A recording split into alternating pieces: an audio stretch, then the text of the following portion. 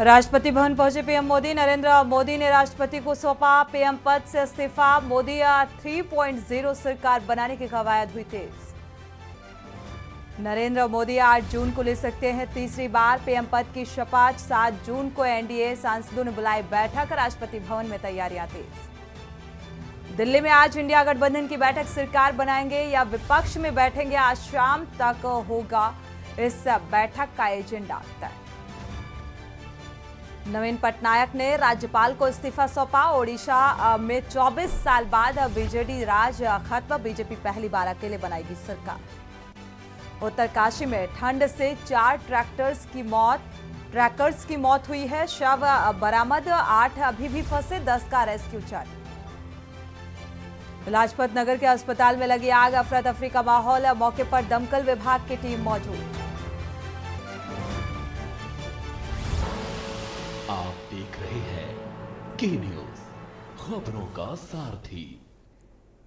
नमस्कार, आप देख रहे हैं के न्यूज। मैं हूं आपके साथ सोनी चौहान। देश की बात में सबसे पहले बात करते हैं दिल्ली की। दिल्ली से अहम खबर सामने आ रही है। पीएम नरेंद्र मोदी ने इस्तीफा सौंप दिया है। राष्ट्रपति से मिलकर पीएम मोदी ने इस्तीफा अपना सौंपा और नरेंद्र मोदी ने प्रधानमंत्री पद से इस्तीफा दिया। राष्ट्रपति द्रौपदी मुर्मू ने इस्तीफा स्वीकार किया है। तो शपथ होने तक कार्यवाहक पीएम बने रहेंगे मोदी। तो राष्ट्रपति भवन पहुंचे प्रधानमंत्री नरेंद्र मोदी। लोकसभा चुनाव के नतीजे आने के बाद एक दिन बाद ही, यानी कि आज कुछ देर पहले राष्ट्रपति भवन पहुंचते हैं प्रधानमंत्री नरेंद्र मोदी और अपने पद से इस्तीफा दे दिया। जल्द ही नई सरकार का गठन होगा और लगातार ये कहा जा रहा है कि 8 जून को शपथ लेंगे। इसकी तैयारियां भी जोरों पर की जा रही हैं। तो जल्द ही नई सरकार का गठन होगा।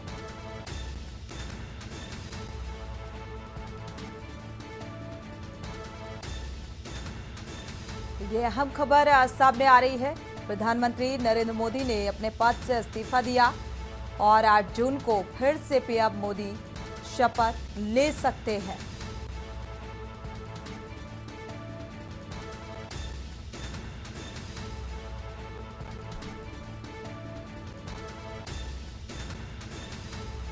इस वक्त की अहम खबर, 8 जून को नई सरकार का गठन हो सकता है, यानी कि तीसरी बार 3.0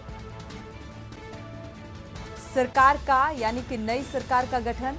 8 जून को शपथ ग्रहण समारोह की जो तैयारियां हैं वो फिलहाल की जा रही हैं और उससे पहले, यानी कि नतीजे आने के बाद आज राष्ट्रपति भवन पहुंचते हैं और ये राष्ट्रपति भवन पहुंचकर द्रौपदी मुर्मू को अपना इस्तीफा सौंप दिया है।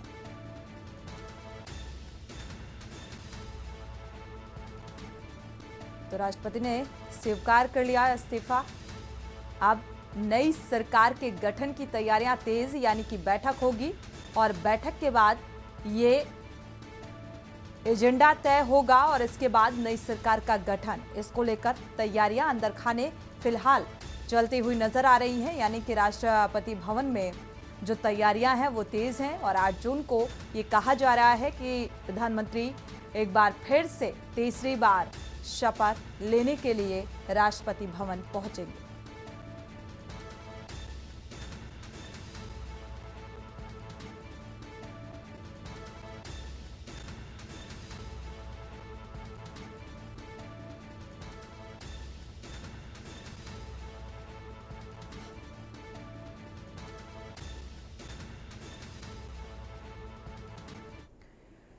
तो फिलहाल प्रधानमंत्री नरेंद्र मोदी ने इस्तीफा सौंप दिया है और राष्ट्रपति ने स्वीकार भी कर लिया है। अब ये कहा जा रहा है कि 8 जून को एक बार फिर से, यानी कि तीसरी बार सरकार का गठन, नई सरकार का गठन होगा और 8 जून को शपथ ले सकते हैं प्रधानमंत्री। अंदर खाने तैयारियां भी तेज हो चुकी हैं। इसी बीच अहम खबर दिल्ली से सामने आ रही है। दिल्ली से अहम खबर आपको बता दें, इंडिया गठबंधन की बैठक को लेकर यह अहम खबर सामने आ रही है। बड़ी और अहम खबर आपको बता दें, 7 जून को दोपहर करीब 2 बजे संसदीय दल की बैठक होगी। तो एनडीए में शामिल जो दल हैं मोदी को इसी बैठक में संसदीय दल का जो नेता है वो चुना जाएगा। और दिल्ली से यह अहम खबर 7 जून को डिंपल यादव इसी बीच क्या कुछ कह रही हैं, सुनाते हैं आपको। जनता पार्टी को नकार दिया है। मैं समझती हूँ अगर मुद्दे गिनाने के लिए आएंगे तो अनगिनत मुद्दे हैं। जहाँ हमारा युवाओं में रोजगार का मुद्दा था, जहाँ नौकरियों का मुद्दा था, जहाँ किसानों का मुद्दा था, जहाँ महंगाई का मुद्दा था, जहाँ बिजली का मुद्दा था, जहाँ पूरे प्रदेश में कोई भी विकास कार्य नहीं हो पा रहा है, जहाँ प्रदेश के जो मुख्यमंत्री है उनकी कोई दूरगामी सोच नहीं है। तो मैं समझती हूँ बहुत मुद्दे थे। अब लोग समझ चुके हैं कि भारतीय जनता पार्टी के हाथों से प्रदेश आगे नहीं बढ़ सकता है। क्या लगता है मोदी जी अब प्रधानमंत्री बन पाएंगे तीसरी बार? मैं इस बारे में कुछ कह नहीं सकती हूँ क्योंकि ये समय ही बता पाएगा। धन्यवाद।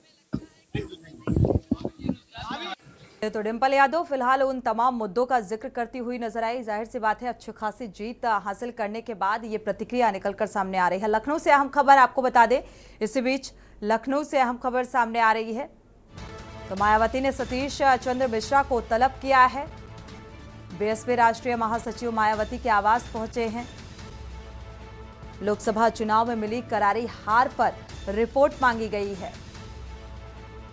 तो बीएसपी के लोकसभा प्रत्याशियों की पूरी रिपोर्ट मांगी गई है और इस लिहाज से तलब किया गया है। महासचिव मायावती के आवास पहुंचे हैं और ये बैठक इस लिहाज से अहम क्योंकि बीएसपी की जो स्थिति यानी कि करारी हार हुई और वो भी तब जब जातिगत आधार पर कैंडिडेट उतारे गए और ये कहा जा रहा था कि काफ़ी बीएसपी सुप्रीमो मायावती सोच समझकर जो कैंडिडेट है, प्रत्याशी हैं, वो चुनावी मैदान में उतार रही हैं। इसका अच्छा खासा जो असर है वो देखने को मिलेगा नतीजों में।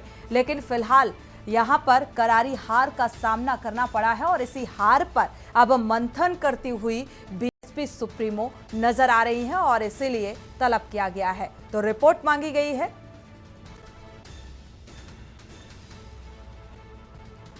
लोकसभा चुनाव में मिली करारी हार पर यह रिपोर्ट मांगी गई है।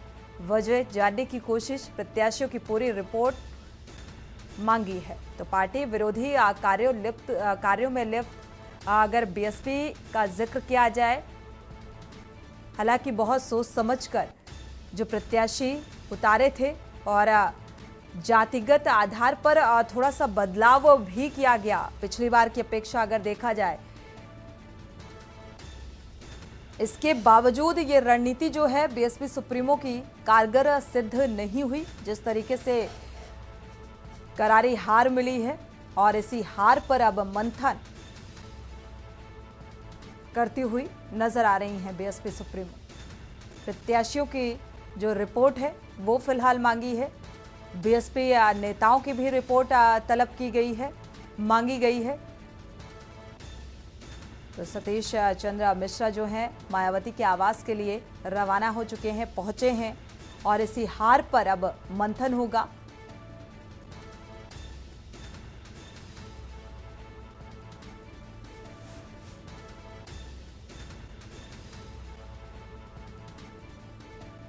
हालांकि इस बार जो बदलाव किए गए जातिगत आधार पर बीएसपी की तरफ से, इसका अफसोस जो है बीएसपी सुप्रीमो ने खुद अपनी प्रतिक्रिया के जरिए जाहिर किया है और जाहिर करने के बाद इस बात का जिक्र किया कि कहीं ना कहीं ये बदलाव बीएसपी के लिए अच्छे नहीं थे और इसका खामियाजा बीएसपी को भुगतना पड़ा।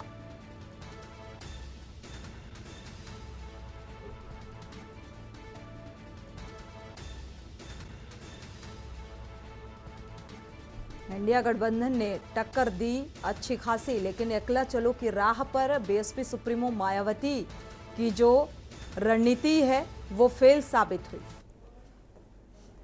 दिल्ली से अहम खबर आपको बता दें, अमेठी से नवनिर्वाचित सांसद का बयान सामने आया है। नवनिर्वाचित सांसद किशोरीलाल शर्मा का बयान सामने आया, आपको बता दें। दिल्ली से अहम खबर आपको बता रहे हैं और मैं राहुल गांधी का विजयी प्रमाण पत्र सौंपने आया था, वो उन्हें सौंपा और सोनिया गांधी का आशीर्वाद लिया। राहुल ने मुझसे कहा कि जैसे हैं वैसे ही रहना है, मैं इस निर्देश का पालन करूंगा। किशोरीलाल शर्मा का ये बयान। तो स्मृति ईरानी को करारी हार का सामना करना पड़ा और किशोरी लाल शर्मा का ये बयान सामने आ रहा है और सोनिया गांधी का आशीर्वाद और जैसे हैं वैसे ही रहना।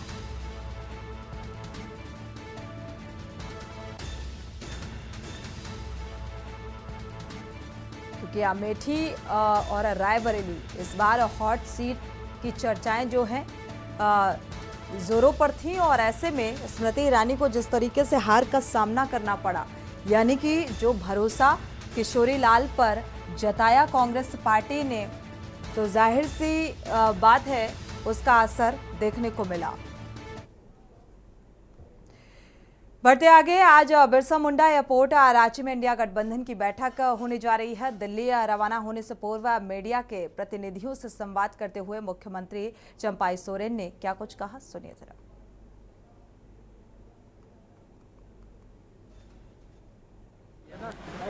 मुश्किल है देश में, आप देख लिया चुनाव पार होने के बाद ये जरूरी है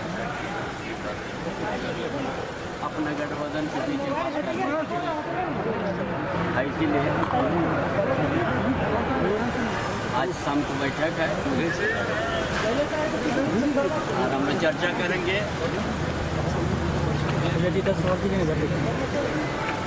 क्या लगता है दादा, इंडिया गठबंधन की सरकार बनने की कोई संभावना नजर आ रही है? देखिए संभावना, देखिए किसी दल को नहीं मिला, चाहे इंडिया हो चाहे इंडिया गठबंधन, सब गठबंधन करके ही आगे चलना है। इसीलिए हम लोग को विचार करना जरूरी समझा हमने, और ऐसा भी जरूरी है चुनाव लड़ने के बाद अपना गठबंधन के बीच में चर्चा करना जरूरी है। सोरेन का बयान कि गठबंधन जरूरी है और इस पर चर्चा करना भी बेहद जरूरी है। लखनऊ से अहम खबर सामने आ रही है। सीएम योगी आदित्यनाथ ने किया वृक्षारोपण। पर्यावरण दिवस के मौके पर वृक्षारोपण किया गया सीएम योगी आदित्यनाथ के द्वारा। लखनऊ से अहम खबर, लखनऊ स्थित सरकारी आवास पर वृक्षारोपण किया है। प्रदेश वासियों को पर्यावरण संरक्षण का संदेश दिया। तो जन्मदिन के मौके पर, पर्यावरण दिवस के मौके पर वृक्षारोपण किया गया सीएम योगी आदित्यनाथ के द्वारा और एक संदेश आम जनमानस के लिए कि वृक्षारोपण बेहद जरूरी है।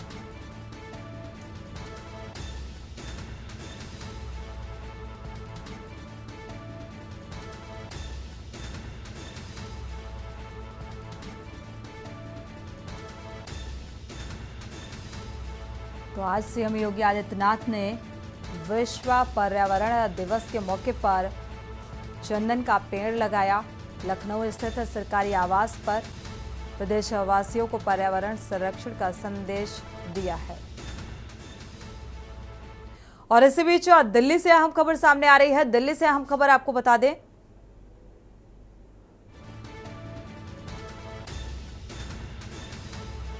तो महाराष्ट्र के डिप्टी सीएम ने अहम जिम्मेदारी ली है। महाराष्ट्र में पार्टी की हार की जिम्मेदारी ले रहा हूं। फडणवीस ने पार्टी आला कमान को इस्तीफा की पेशकश की है। दिल्ली से अहम खबर, और हार की जिम्मेदारी भी लेते हुए नजर आ रहे हैं, क्योंकि महाराष्ट्र में एक बड़े बदलाव की उम्मीद नजर आ रही है। फडणवीस ने पार्टी आला कमान को भी इस्तीफा की पेशकश की है, क्योंकि पीएम ने भी अपना इस्तीफा सौंपा है और इसके बाद अब महाराष्ट्र सरकार में भी डिप्टी सीएम ने हार की जिम्मेदारी ली।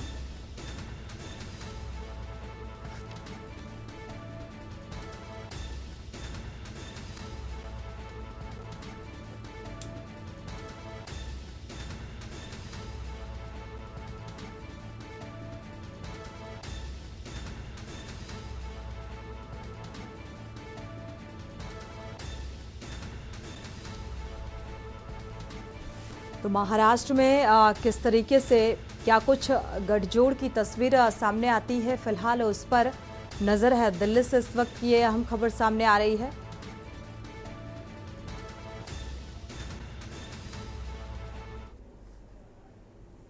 दिल्ली से इसी बीच अहम खबर सामने आ रही है। दिल्ली से आपको खबर बता दें, अहम खबर दिल्ली से, क्योंकि लगातार जो नतीजे सामने आए हैं इससे वाकई एक के बाद एक अहम खबर। जयंत चौधरी का नीतीश कुमार पर बड़ा वक्तव्य और गंभीर राजनीतिक नेता है, देश को दिशा देने वाले नेता हैं। जयंत चौधरी ने इस बात का जिक्र किया है, नीतीश कुमार ने इंडिया गठबंधन छोड़ने का फैसला लिया और देश को दिशा देने वाले नेता हैं। तो वो तमाम कोशिशें फिलहाल होती हुई नजर आ रही हैं।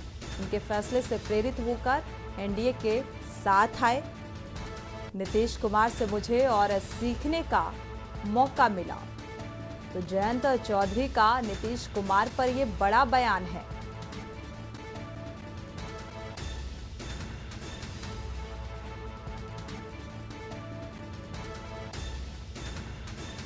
क्योंकि इस बार के नतीजे जो निकलकर सामने आए हैं, अगर बिहार की राजनीति का जिक्र किया जाए तो नीतीश कुमार की वजह से भारतीय जनता पार्टी को जो जीत मिली है या फायदा हुआ है, और नीतीश कुमार को लेकर ये एक प्रतिक्रिया कहा जाए निकलकर सामने आ रही है।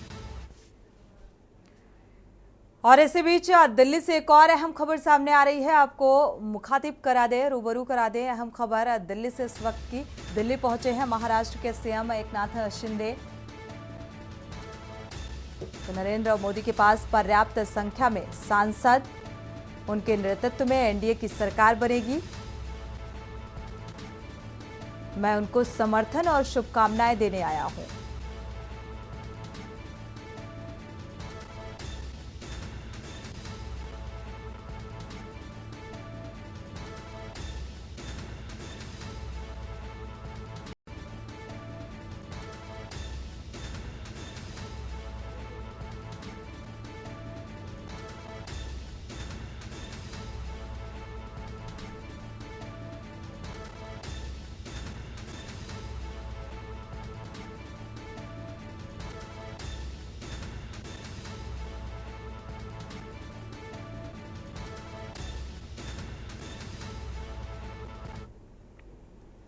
रायबरेली से अहम खबर, बीजेपी प्रत्याशी मंत्री दिनेश प्रताप सिंह का बड़ा बयान सामने आया है। हार के बाद दिनेश प्रताप सिंह का ये बड़ा बयान, राहुल गांधी की नहीं समाजवादी पार्टी की जीत है। हिम्मत है तो राहुल सिर्फ पंजे पर लड़े चुनाव। मैं अखिलेश यादव को बधाई और शुभकामनाएं देता हूं। तो जीत के बाद नतीजे जो निकलकर सामने आए, उसके बाद ये प्रतिक्रिया यूपी में एक बड़ी पार्टी के रूप में उभरी है समाजवादी पार्टी। इस बात का जिक्र किया और जीत में राहुल, प्रियंका, सोनिया किसी का भी रोल नहीं। अयोध्या में हार के सवाल पर पार्टी को भी सलाह दी और 1 वर्ष तक जनता से दूर रहने की बात कही।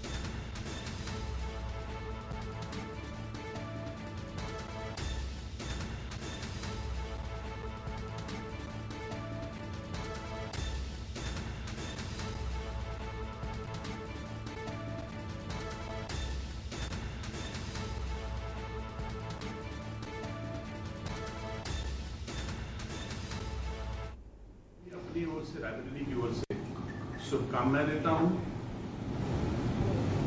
उत्तर प्रदेश में अपना मेहनत परिश्रम करके समाजवादी पार्टी ने अपना जनाधार बढ़ाया, इसके लिए समाजवादी पार्टी का भी धन्यवाद देता हूं। राहुल गांधी जी रायबरेली के सांसद चुने गए, मैं राहुल गांधी जी को भी धन्यवाद देता हूं। रायबरेली में 3 लाख लोगों ने मुझे अपना आशीर्वाद रूपी मत दिया, इसके लिए रायबरेली के लोगों का धन्यवाद देता हूं। भारतीय जनता पार्टी के कार्यकर्ताओं ने मन वचन कर्म से रायबरेली में कमल खिलाने का प्रयास किया, इसके लिए उन्हें भी बहुत बहुत धन्यवाद देता हूं।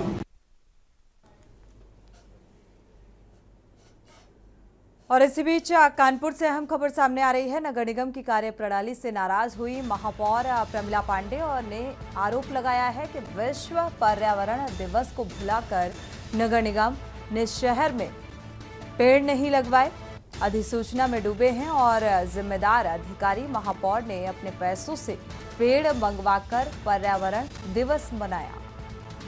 तो ये गंभीर आरोप, नगर निगम की एक बड़ी लापरवाही। जिस तरीके से महापौर के द्वारा ये आरोप लगाए गए, जनता के सहयोग से बने वायु प्रदूषण नियंत्रण में नंबर पर, इस बात की भी अपील की।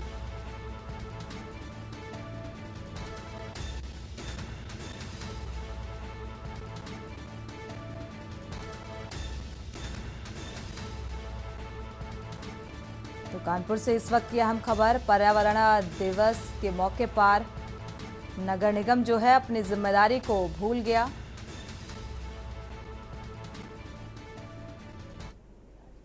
आज हम लोगों ने यहाँ पर आकर के पार्षद लोग हम लोग मिल करके आम का पेड़ मैंने खुद खरीद के मंगाया है और जामुन का पेड़, पीपल पेड़, नीम का पेड़, 5 पेड़ आज हमने पर्यावरण के विश्व दिवस पर आज हमने यहाँ लगाया। नगर निगम द्वारा कोई तैयारी? अब नगर निगम को द्वारा तैयारी तो आप उनसे पूछोगे ना। अभी वायु प्रदूषण में रैंकिंग में नंबर फर्स्ट आ गए तो अब वो रैंक में फर्स्ट इसलिए आए थे कि शहर की जनता ने अपने अपने दरवाजे लगा दिया था, इसलिए। मतलब नगर निगम का कोई? अब नगर निगम बहुत कर रहा हो तो देख ही रहे हो ना आप लोग, उसमें बताने की कोई बात थोड़ी नहीं है। अगर नगर निगम को लगाना होता तो हर पार्षदों के यहाँ सवेरे 7 से 8 के बीच में पेड़ लगवा देते, लेकिन अभी वो लोग हो रहा है, अब अधिसूचना में है वो लोग अभी। और इसी बीच हमीरपुर से हम खबर सामने आ रही है। वन विभाग की अच्छी पहल यहां पर देखने को मिली। लोगों को फ्री में बांटे गए पौधे। विश्व पर्यावरण दिवस के अवसर पर ये पौधे बांटे गए। ज्यादा से ज्यादा पेड़ लगाने की लोगों से अपील की गई। मुख्यालय के महिला थाना के पास कार्यक्रम आयोजित किया गया, तो लोगों से इस बात की अपील कि पर्यावरण में बढ़ चढ़ कर भागीदारी ली, यानी कि आज का दिन विश्व पर्यावरण दिवस के रूप में मनाया जाता है और ज़्यादा से ज़्यादा पौधे लगाए जाए, पौधारोपण किया जाए और इसी अवसर पर ये पौधे बांटे गए।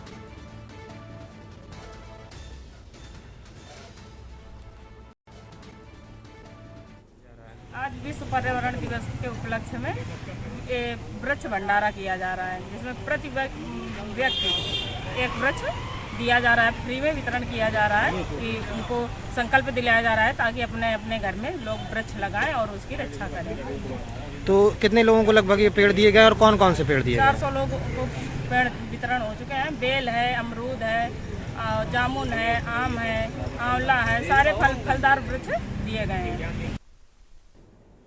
बुलंदशहर से खबर, 2 अलग अलग क्षेत्रों में 4 गौकुशों से मुठभेड़। गुलावटिया बीबीनगर में स्वाट टीम के साथ ये मुठभेड़ हुई। पुलिस की गोली लगने से 4 इसमें घायल हुए। गौकुश बदमाश और करीब घायल बदमाशों का अस्पताल में इलाज जारी है। अस्पताल पहुंचाया गया। गिरफ्तार आरोपियों पर कई थानों में मुकदमे दर्ज थे। 4 तमंचे, 4 कारतूस, 3 खोखे, 2 बाइक इनके पास से बरामद की गई। स्कॉर्पियो सवार गौकुशों से पुलिस की ये मुठभेड़।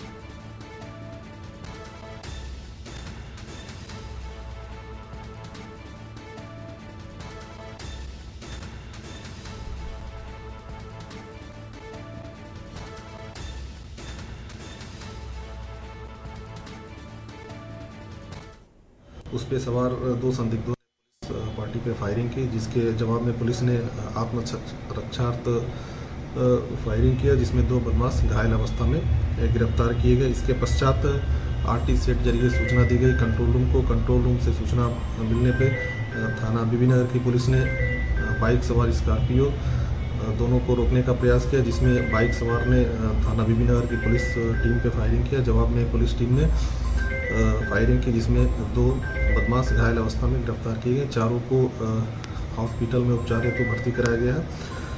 ये थाना गुलावटी पर वो कश का मुकदमा अपराध संख्या 111/24 में वांछित भी थे।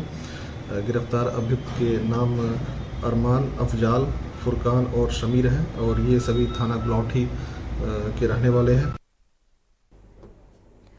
लखनऊ से अहम खबर सामने आ रही है। शटरिंग कारोबारी के घर चोरी का खुलासा हुआ है। बंद घर में 4 चोरों ने डकैती की थी, डाका डाला था। बदमाश लाखों की नकदी लेकर मौके से फरार हुए थे। ठाकुरगंज पुलिस ने 4 लोगों को फिलहाल इस मामले में गिरफ्तार किया है, जिनका नाम श्याम, आशीष, मोहम्मद इकबाल और अनूप सैनी बताया जा रहा है, जिनकी गिरफ्तारी हुई है। 10 लाख के जेवरात समेत 35,000 कैश बरामद हुआ है। श्याम तिवारी चैन लूटकर गिरफ्तार चेन लूट मामले में गिरफ्तारी हुई। फिलहाल जेल भेजा गया है और जेल से छूटने के बाद घर में रेकी कर रहा था। चोरी की वारदात को अंजाम दिया और कृष्णावती कॉलोनी फरीदपुर में ये घटना 3 जून को हुई थी। तो 3 जून को जो घटना हुई उसका खुलासा हुआ है और गिरफ्तार किया गया।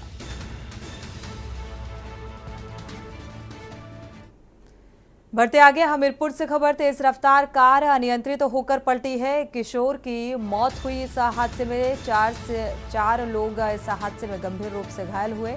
घायलों को सीएससी में भर्ती कराया गया है। कानपुर से सरीला की तरफ जा रही थी ये कार और हादसे का शिकार।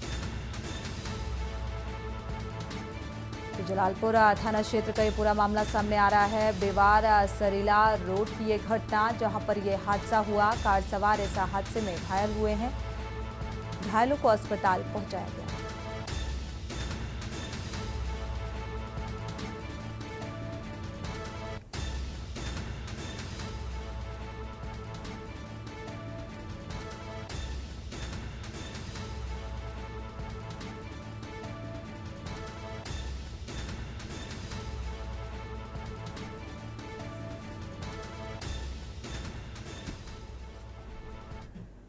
बुलंदशहर से खबर। राशन घोटाले में अफसरों पर बड़ी कार्रवाई हुई है। सप्लाई इंस्पेक्टर और मार्केटिंग अफसर सस्पेंड हुए हैं।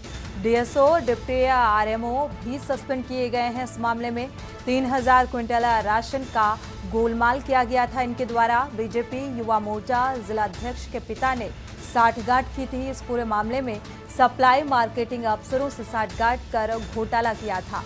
दुकानों पर पहुंचाने के साथ ही बाजार में भी सप्लाई किया जा रहा था। प्रशासन की जांच रिपोर्ट के आधार पर एफआईआर अब दर्ज की गई है। भाजियोमो जिलाध्यक्ष के पिता समेत 4 लोगों के खिलाफ एफआईआर दर्ज की गई। राशन घोटाले का यह पूरा मामला, जांच में शासन ने भी गड़बड़ियां पाई और जांच रिपोर्ट के आधार पर अब कार्रवाई की जा रही है।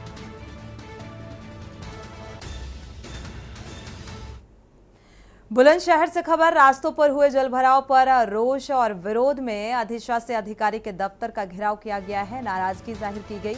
जल निकासी की समस्या से परेशान होकर ये लोग दफ्तर पहुंचे और यहां पर नाराजगी जताई है। जलभराव की समस्या से परेशान थे कॉलोनी वासी और सिकंदराबाद नगर पालिका के ईओ से कॉलोनी वासियों ने मुलाकात की।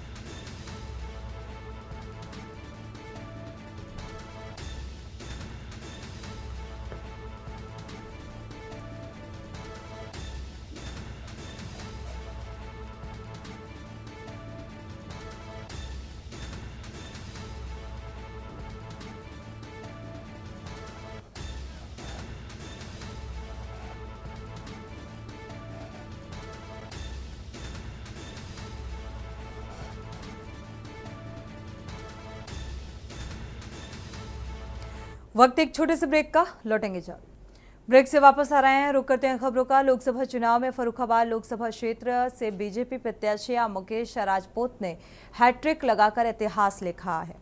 कांटे के मुकाबले के बीच बीजेपी प्रत्याशी मुकेश राजपूत ने सपा प्रत्याशी डॉक्टर नवल किशोर को 2678 मतों से करारी शिकस्त दी और लगातार तीसरी बार सांसद बनकर इतिहास रच दिया। मतगणना के दौरान कड़े मुकाबले के चलते बीजेपी और सपा प्रत्याशी की अंतिम चक्र तक सांसें ऊपर नीचे होती रही। 3 बार आगे पीछे होते रहने के बाद लंबी बढ़त न होने के कारण दोनों प्रत्याशियों के चेहरों पर दबाव बढ़ता रहा।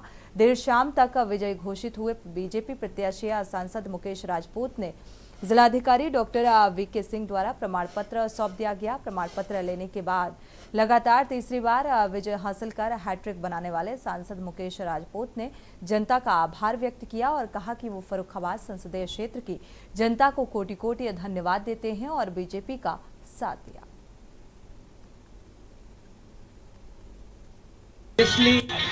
हुआ है एटा से जो अलीगंज विधानसभा का हम किसी भी बूथ पे नहीं हारे हैं और हर बूथ पे जीतने का काम किया है, लेकिन 27वें राउंड में एकाएक इनको 5913 वोट दे दिए और वहीं से पूरा पासा पलट दिया।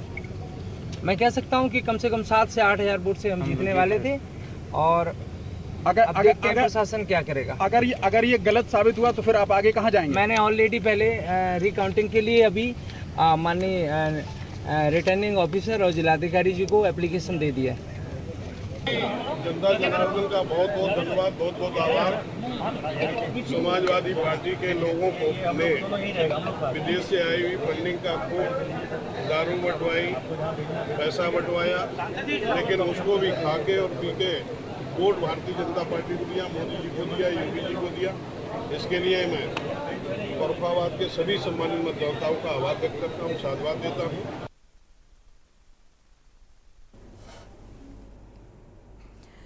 बढ़ते आगे, यूपी के लोकसभा चुनाव में बाबू सिंह कुशवाहा का राजनीति में पुनर्जन्म हो गया है और उनका समय बदल गया है और वो अब जौनपुर के सांसद हैं।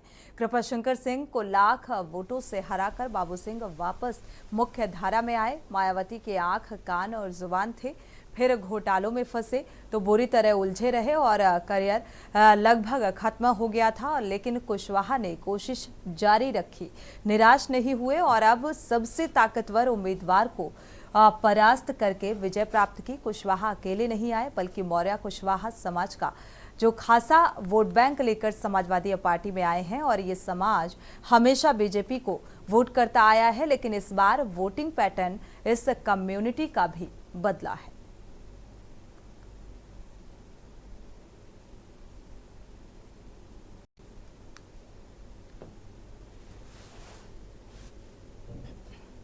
सबसे पहले मैं आपके माध्यम से जौनपुर की सम्मानित जनता को बहुत बहुत धन्यवाद दे रहा हूँ, आभार प्रकट कर रहा हूँ कि उन्होंने मुझे सेवा करने का मौका दिया। अब हम लोग चुनाव जीत गए हैं, पूरा एक ध्यान होकर के सबकी सलाह मशविरा करके जौनपुर के विकास के बारे में काम करेंगे और साथ में मैं इंडिया गठबंधन के सभी अलायंस पार्टियों को, समाजवादी पार्टी को, कांग्रेस पार्टी को, आम आदमी पार्टी को, बीआईपी पार्टी को, जन अधिकार पार्टी, कांग्रेस पार्टी, जितने भी होता हूँ शुक्रिया करता हूँ, ताकि उन्हीं की वजह से ये जीत हासिल हुई है।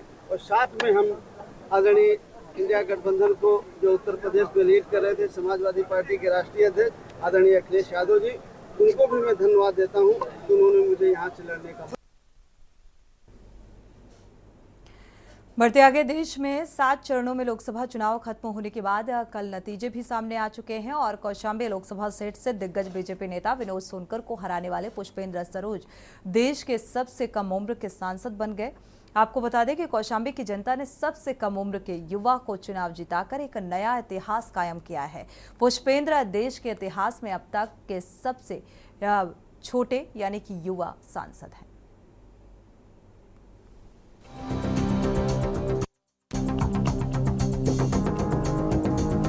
देश में 7 चरणों में लोकसभा चुनाव खत्म होने के बाद कल नतीजे भी सामने आ गए हैं।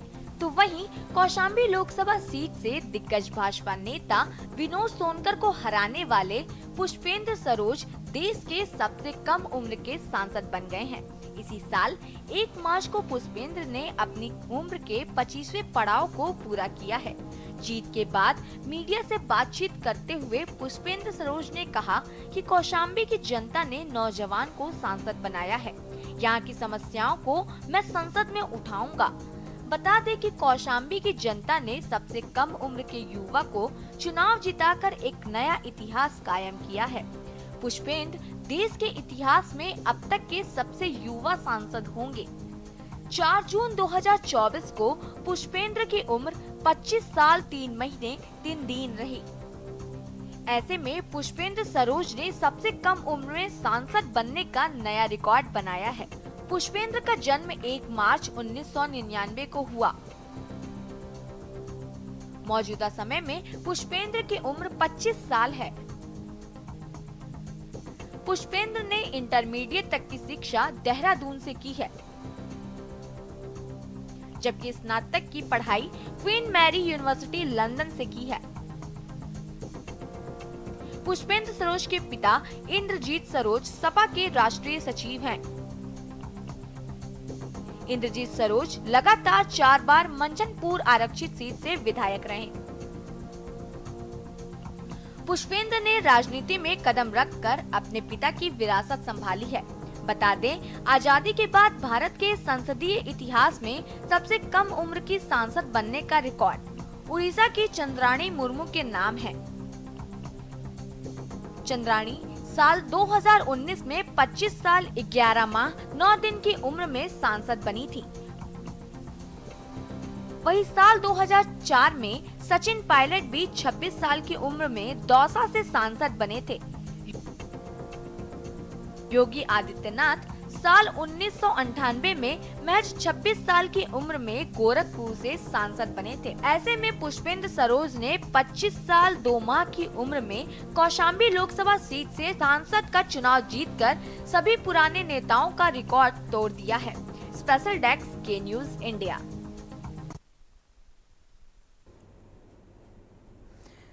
उत्तर प्रदेश में लोकसभा चुनाव के नतीजे आने के बाद अब एक बार फिर से चुनाव की जमीन तैयार हो गई है और राज्य में अब 9 विधानसभा सीटों पर उपचुनाव होने की संभावनाएं हैं। 9 सीटों पर विधायक रहे नेताओं को लोकसभा चुनाव का टिकट मिला था और ऐसे में चुनाव जीतने के बाद अब यूपी में 9 विधानसभा खाली हो गई। ऐसे में अब 9 विधानसभाओं सीटों पर उपचुनाव का रण सजने को तैयार है। लोकसभा चुनाव के रिजल्ट आने के बाद अब उत्तर प्रदेश में एक बार फिर से चुनाव की नींव तैयार हो गई है। उत्तर प्रदेश में बीजेपी के नेतृत्व वाले एनडीए पर समाजवादी पार्टी के नेतृत्व वाले इंडिया गठबंधन को बढ़त मिली है। लोकसभा चुनाव में अलग अलग दलों ने 14 विधायकों को चुनावी मैदान में उतारा था, लेकिन चुनाव का रिजल्ट आने के बाद केवल 9 विधायकों ने जीत दर्ज की। 2024 के लोकसभा चुनाव में 14 विधायकों में से 5 विधायकों को हार का सामना करना पड़ा। 5 हारने वाले विधायकों में यूपी के कैबिनेट मंत्री जयवीर सिंह भी शामिल है। चुनाव में फूलपुर, खैर, गाजियाबाद, मझावन, मीरापुर, अयोध्या, बढ़ल, कटहरी और कुंदरकी विधानसभा सीट से मौजूदा विधायकों ने जीत दर्ज की। बीजेपी और उसके सहयोगी दलों यानी एनडीए की ओर से सबसे ज्यादा 8 विधायक चुनावी मैदान में रहे। इसके अलावा 3 एमएलसी भी चुनावी मैदान में एनडीए की ओर से थे। इनमें से फूलपुर सीट पर प्रवीण पटेल ने जीत दर्ज की। बीजेपी विधायक अनुप वाल्मीकि ने हाथरस से जीत दर्ज की। गाजियाबाद से विधायक अतुल गर्ग ने जीत दर्ज की है। भदोई से बीजेपी के टिकट पर विनोद कुमार बिंद ने जीत दर्ज की है, जो निषाद पार्टी से मझावन सीट विधायक थे। मीरापुर से विधायक चंदन चौहान ने आरएलडी के टिकट पर बिजनौर सीट से जीत दर्ज की है। सपा से अयोध्या के विधायक अवधेश प्रसाद ने फैजाबाद सीट से जीत दर्ज की। करहल से विधायक अखिलेश यादव ने कन्नौज सीट से जीत दर्ज की है। कटेरी से सपा के विधायक लालजी वर्मा ने अंबेडकर नगर सीट से जीत दर्ज की है। कुंदरकी विधानसभा सीट से जियाउर रहमान बर्क ने संभल सीट से जीत दर्ज की है। हारने वाले विधायकों में नगीना से बीजेपी विधायक ओम कुमार, रॉबर्ट्सगंज से अपना दल विधायक रिंकी कोल, महाराजगंज से कांग्रेस विधायक वीरेंद्र चौधरी और लखनऊ से सपा विधायक रविदास मेहरोत्रा शामिल हैं। लेकिन अब जीतने वाले अगर इस्तीफा देंगे और तो उन सभी सीटों पर फिर से चुनाव होगा। ऐसे में लोकसभा चुनाव के बाद एक बार फिर यूपी में विधानसभा की खाली सीटों पर उपचुनाव का रण सजने को तैयार हो रहा है। स्पेशल डेस्क के न्यूज इंडिया।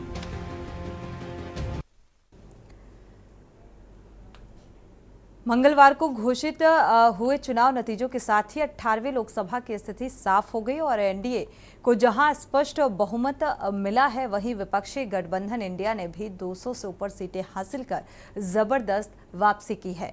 कांग्रेस ने जहां लोकसभा चुनाव में अपनी सीटें बढ़ाई, तो वहीं कांग्रेस के वोट शेयर में इजाफा हुआ। बीजेपी की सीटें कम होने के साथ ही बीजेपी के वोट शेयर में गिरावट आई।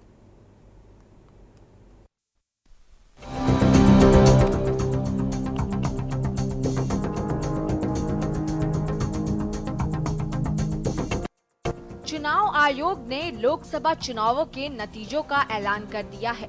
बीजेपी को 543 सीटों में से 240 पर जीत हासिल हुई है, जबकि कांग्रेस को 99 सीटों पर सफलता मिली है। बीजेपी के नेतृत्व वाले एनडीए 2024 के लोकसभा चुनाव में कई केंद्रीय मंत्रियों को मैदान में उतारा था, जिसमें से कई नेताओं को जीत मिली है, जबकि कईयों को हार का स्वाद चखना पड़ा। बीजेपी के नेतृत्व वाले एनडीए को जहां स्पष्ट बहुमत मिला है, वहीं विपक्षी गठबंधन इंडिया ने भी 200 से ऊपर सीटें हासिल कर जबरदस्त वापसी की है। एग्जिट पोल के नतीजों के उलटने से बीजेपी को सीटों का नुकसान हुआ है। पार्टी को सबसे बड़ा खामियाजा 80 लोकसभा सीटों वाले उत्तर प्रदेश में उठाना पड़ा, जहां उसके हिस्से में महज 33 सीटें ही आई। 2019 के लोकसभा चुनाव में कांग्रेस को यूपी में केवल एक सीट रायबरेली पर जीत मिली थी, लेकिन इस बार पार्टी ने 7 सीटों पर बाजी मारी है। खोए हुए गढ़ अमेठी हासिल किया तो रायबरेली में भी फिर से अपना झंडा गाड़ दिया। लोकसभा चुनाव में हर दल को कुछ न कुछ जरूर मिला, लेकिन सबसे दिलचस्प पार्टियों का वोट प्रतिशत रहा है। देश में कांग्रेस की सीटें भी बढ़ी और वोट प्रतिशत में भी इजाफा हुआ है। कांग्रेस ने 2024 के लोकसभा चुनाव में 1.19% वोट हासिल किया। 2019 लोकसभा चुनाव में कांग्रेस को 19.46% वोट मिला था। कांग्रेस पार्टी के वोट शेयर में करीब 2.27% का इजाफा हुआ है। 2024 के लोकसभा चुनाव में बीजेपी को 36.56% वोट मिला है। 2019 में बीजेपी को 37.30% वोट मिला था। 2019 के मुकाबले 2024 में बीजेपी को 1.26% वोट का मामूली नुकसान हुआ है। लोकसभा चुनाव 2024 में बीजेपी साल 2014 और 2019 वाला करिश्मा नहीं दोहरा सकी। एनडीए ने 293 सीटों पर जीत दर्ज की है। बीजेपी महज 240 सीटें ही जीत सकी। पिछली बार की अपेक्षा 63 सीटें उसने गंवा दी, जबकि पार्टी 350 पार की उम्मीद के साथ 400 पार का नारा दे रही थी। लोकसभा चुनाव 2024 में बाकी दलों के वोट प्रतिशत की बात करें तो ममता की टीएमसी को 4.37% वोट मिला। समाजवादी पार्टी को 4.58% वोट मिला। मायावती की बीएसपी को 2.4% वोट, लालू प्रसाद की आरजेडी को 1.57% वोट, नीतीश कुमार की जेडीयू को 1.25% वोट, अरविंद केजरीवाल की आप को 1.11% वोट, चंद्रबाबू नायडू की टीडीपी को 1.98% वोट मिला है। तस्वीर साफ है कि कांग्रेस ने अपना खोया हुआ जनाधार थोड़ा बहुत वापस हासिल किया है। उसके वोट शेयर में इजाफा हुआ है। वहीं बीजेपी के वोट शेयर में गिरावट आई है, लेकिन इसका असर उसकी सीटों पर बहुत ज्यादा दिखा है। बीजेपी की सीटें भी घटी। सत्ता पर पहुंचने के लिए सहयोगी दलों के सहारे की बैसाखी लेनी ही पड़ेगी। स्पेशल डेस्क के न्यूज इंडिया। यूपी में इंडिया गठबंधन की जीत पर कार्यकर्ताओं में उत्साह दिखाई दिया। पीडीए नारे के साथ ही यूपी में जश्न का माहौल भी देखा जा रहा है। यूपी में ये कमाल अखिलेश राहुल की जोड़ी ने किया और इसी को लेकर आपको रिपोर्ट दिखाते हैं।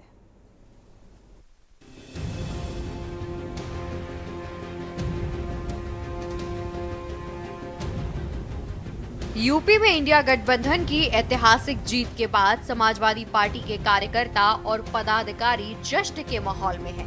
कांग्रेस के साथ गठबंधन के सहारे सपा प्रमुख अखिलेश यादव ने यूपी में 37 सीटों पर जीत दर्ज की है, तो वहीं इंडिया गठबंधन ने 43 सीटों पर जीत का परचम लहराया है। जीत का सर्टिफिकेट लेने के लिए अखिलेश यादव पहले कन्नौज पहुंचे और फिर दिल्ली कूच कर गए। यूपी में इंडिया गठबंधन ने अपनी 43 सीटों में जीत हासिल करने के बाद समाजवादी पार्टी के कार्यकर्ता इसे पीडीए की सफलता मान रहे हैं। पिछड़ा, दलित और अल्पसंख्यक के नारे के साथ यूपी में जश्न का माहौल है। होर्डिंग के जरिए अखिलेश यादव को बधाई देने का सिलसिला जारी है। उत्तर प्रदेश में इंडिया गठबंधन की ऐतिहासिक बढ़त के बाद समाजवादी पार्टी कार्यालय पूरी तरीके से सज चुका है। तमाम बैनर और पोस्टर के जरिए समाजवादी पार्टी के बाहर किस तरीके से पीडीए गठबंधन को जोरदार बताया गया है और यही पिछड़ा, दलित, अल्पसंख्यक का जो नारा था वो लगातार अखिलेश यादव अपनी चुनावी जनसभा में इसका प्रयोग कर रहे थे। और न सिर्फ नारे का बल्कि उसको जमीन पे लाने के लिए उन्होंने लोकसभा टिकट का इसीलिए बंटवारा भी किया था और पिछड़ा, दलित, अल्पसंख्यक के जरिए उन्होंने उत्तर प्रदेश की न सिर्फ राजनीति को संवारा बल्कि इंडिया गठबंधन का जो अलायंस था उसका साथ लेकर के उत्तर प्रदेश के अंदर 37 जगहों पर जीत दर्ज की है। कल जिस तरीके से चुनाव के नतीजे आए उसमें तमाम तरीके की जो जश्न था वो समाजवादी पार्टी कार्यालय के बाहर देखने को मिला था। तमाम जो बैनर पोस्टर लगाए गए हैं उसमें पीडीए का नारा है उसको बुलंद किया गया है और जो बैनर लगाए गए हैं उसमें आप देख सकते हैं किस तरीके अखिलेश यादव को बड़ा नेतृत्व संभालने का एक जिम्मा देते हुए उन्हें कहा गया है। और जरूर आज जिस तरीके से इंडिया गठबंधन की बैठक दिल्ली के अंदर होगी उसमें बड़े राजनीतिक फैसले लिए जा सकते हैं और खुद अखिलेश यादव उस इंडिया गठबंधन की बैठक में शामिल होंगे और इस बैठक के बाद बड़े फैसलों के नतीजे आना जरूर तय हो सकता है।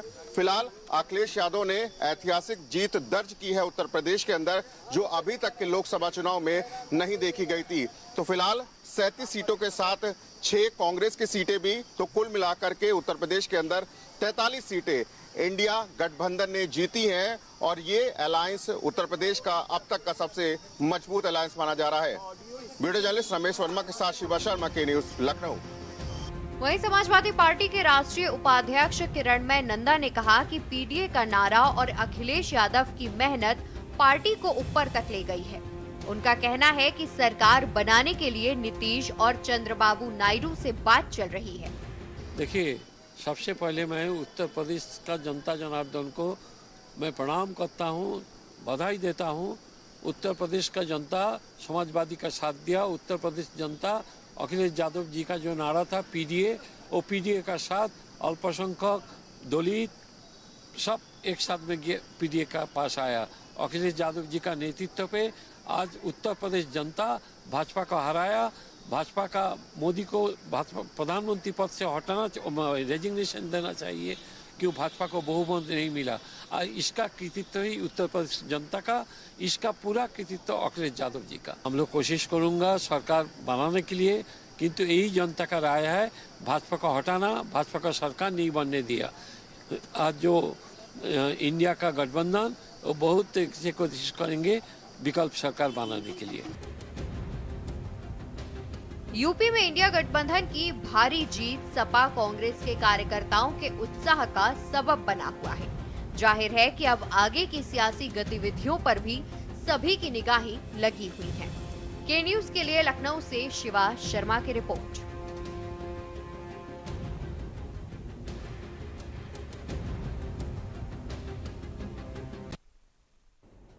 तो आगे की गतिविधियों पर सभी की नजर खबर जालौन से है, जहां देश में आज विश्व पर्यावरण दिवस मनाया जा रहा है और इस मौके पर जालौन के डीएम राजेश पांडे ने कलेक्ट्रेट में बनी नर्सरी में जाकर पौधारोपण किया और जनपद वासियों से इस अवसर पर पेड़ लगाने की भी अपील की। साथ ही कहा कि पेड़ लगाना पर्यावरण संतुलन के लिए जरूरी है, हमारी जिम्मेदारी है और पर्यावरण संतुलन बनाए रखना।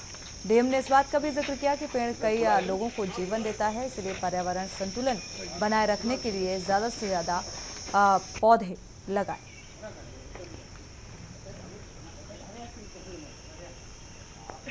पर्यावरण को स्वच्छ बनाए रखने को लेकर लगातार प्रयास किया जा रहा है। बात कर रहे हैं जालौन की, जहां पर जिलाधिकारी ने वृक्षारोपण कर लोगों को संदेश दिया है कि जिस तरीके से पर्यावरण हमारा यहाँ लगातार बढ़ेगा, उसी तरीके से हम लोगों को ऑक्सीजन मिलेगी। पर्यावरण से लोगों को कई बीमारियों से निजात मिलती है। तो लगातार पर्यावरण को लेकर जो वृक्षारोपण किए जा रहे हैं, जगह जगह लोगों को संदेश दिया जा रहा है कि जिस तरीके से हम लोग पर्यावरण के लिए कार्य कर रहे हैं, उसमें लोगों को सहयोग रहना बहुत जरूरी है। हालांकि उन्होंने आज जिला कलेक्ट्रेट में परिसर पर उन्होंने वृक्षारोपण किया और लोगों से भी आदेश दिए कि सभी अपने अपने जितने भी कार्यालय हैं उसके परिसर में वृक्षारोपण करें, और जिले भर में लोगों को बताया कि वृक्षारोपण बहुत ज़रूरी है ताकि लोगों को स्वच्छ हवा और ऑक्सीजन मिल सके। कैमरा पर्सन मनीष पांडे के साथ माजिद रहमान के न्यूज़ जालौन। यूपी के कौशाम्बी जिले में भरवारी रेलवे स्टेशन के नौडिया गांव के समीप ट्रेन की चपेट में आने से 31 भेड़ों की मौत हुई है और घटना के बाद भेड़ चरा रहे 2 युवक मौके से फरार हो गए। ट्रेन में मौजूद टेक्निकल टीम ने इंजन में फंसे मलबे को निकाला और इंजन की जांच के बाद तकरीबन 20 मिनट ट्रेन रुकने के बाद ट्रेन आगे की ओर रवाना हो सकी। सूचना पर आरपीएफ पुलिस भी मौके पर पहुंची और जाँच शुरू की।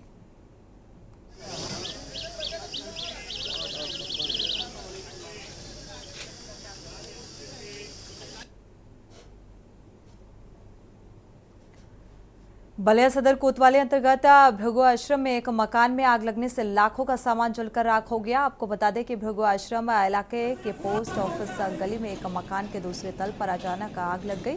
स्थानीय लोगों ने आग बुझाने की कोशिश की, लेकिन आग इतनी विकराल हो चुकी थी कि बुझाना मुश्किल था। आधे घंटे की कड़ी मशक्कत के बाद आग पर काबू पाया जा सका और आधे घंटे लेट लतीफी से फायर ब्रिगेड यहां पर पहुंचा। टीवी, फ्रिज, अलमारी सहित लाखों का सामान जलकर राख हो गया।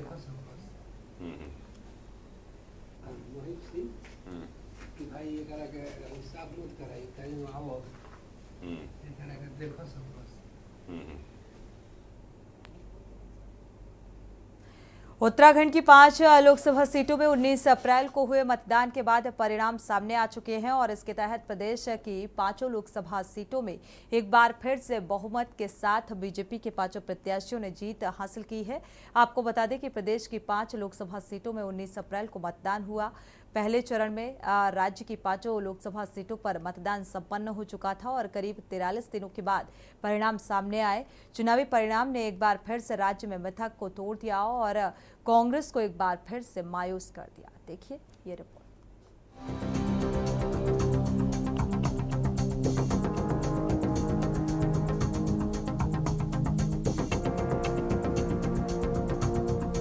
लोकसभा चुनाव में भाजपा ऐतिहासिक जीत दर्ज की है। प्रदेश की 5 सीटों पर तीसरी बार कमल खिला है। भाजपा ने अब तक चले आ रहे मिथकों को तोड़ दिया है। चुनावी परिणाम से भाजपा काफी उत्साहित है। भाजपा खेमे में तो जश्न का माहौल है, लेकिन कांग्रेसी खेमे में मायूसी देखने को मिली है।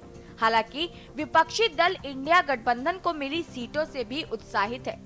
वहीं भाजपा ने चुनावी परिणाम सामने आने के बाद विपक्ष से सवाल किया है कि क्या अब उन्हें ईवीएम में कोई कमी देखने को नहीं मिल रही है।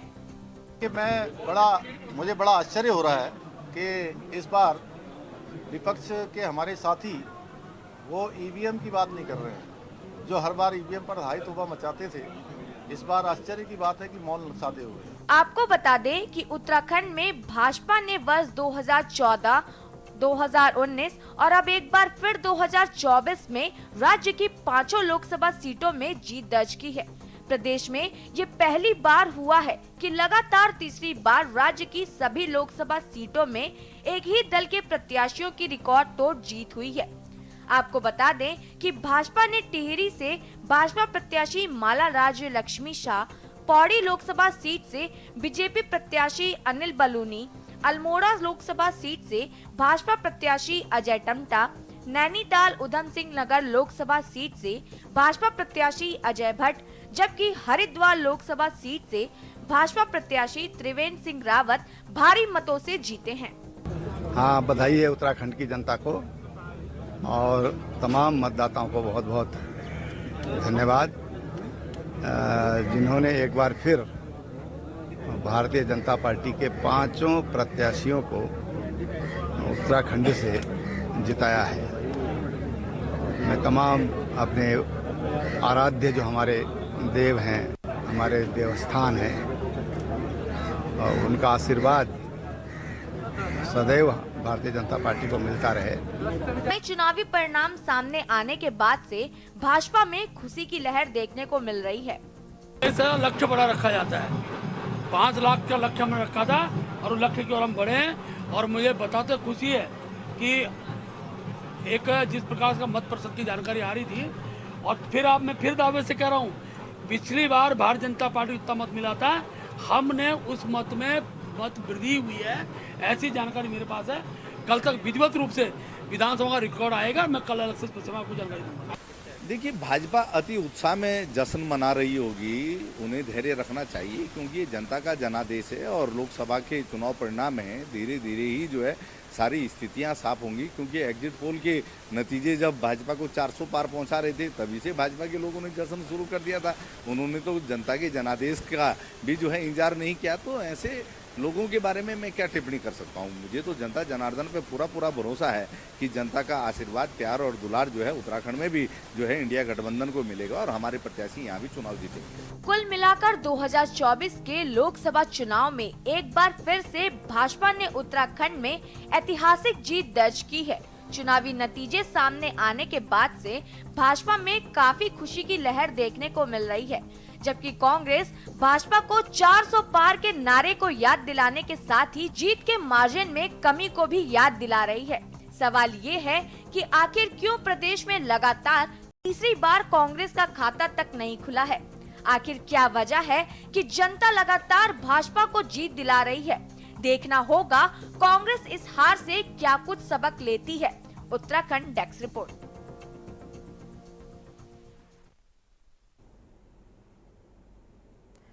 इसी के साथ बुलेटिन में इतना ही। आगे खबरों के लिए आप देखते रहिए K News India।